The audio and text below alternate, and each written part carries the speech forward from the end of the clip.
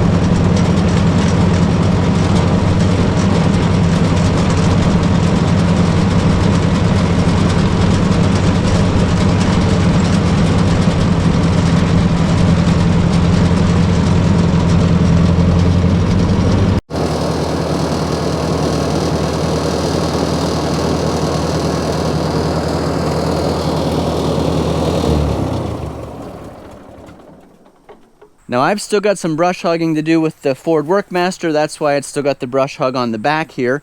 But leave a comment down below if you've got ideas for the name of our shed where the Ford Workmaster lives. And then also leave a comment if you've got a cool history of tractors that have been on your property for a long time. This Workmaster I've only had for about 3 years, but it's been great to have. It's just really nice to know the old Ford 8N that's at Dad's house, which is just through the woods from our house, has been on this property its entire life. Thanks for watching. Hopefully we'll see you again the next time.